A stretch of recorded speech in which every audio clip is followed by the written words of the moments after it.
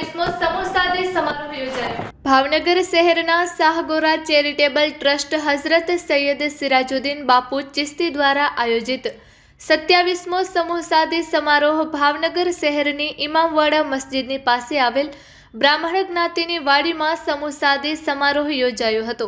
આ સમૂહ સાદીમાં 10 દુલ્હા દુલ્હનો નિકાહના પાકબંધનમાં બંધાયા હતા।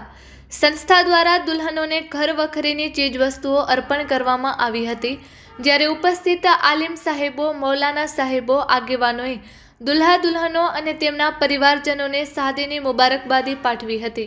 આ કાર્યક્રમમાં આલિમ સાહેબો, સૈયદ સાદાતો, સમસ્ત મુસ્લિમ સમાજના આગેવાનો તેમજ ભાવનગર શહેર કોંગ્રેસ સમિતિના પ્રમુખ લાલભા ગોહિલ, ભાવનગર મ્યુનિસિપલ વિપક્ષના નેતા જીતુભાઈ સોલંકી, કોંગ્રેસના પૂર્વ પ્રમુખ પ્રકાશભાઈ વાઘાણી તેમજ પૂર્વ મેયર પારુલબેન ત્રિવેદી, ઇકબાલભાઈ આરબ તેમજ રહીમભાઈ કુરેશી, રૂમીભાઈ શેખ, કાળુભાઈ બેલીમ, સાજિદ કાજી, અસલમ શેખ, આનંદભાઈ બારૈયા, ઇલિયાસ મલેક, મહેન્દ્રસિંહ ગોહિલ તેમજ તૌસીફ પઠાણ, સુરેશભાઈ બારૈયા, ગીતાબેન પરમાર સહિતના આગેવાનો, કાર્યકરો ખાસ ઉપસ્થિત રહ્યા હતા। આ કાર્યક્રમને સફળ બનાવવા હઝરત સૈયદ સિરાજુદ્દીન બાપુ ચિશ્તી, અનવર ખાન પઠાણ સહિતના આગેવાન કાર્યકરોએ સારી જહેમત ઉઠાવી હતી।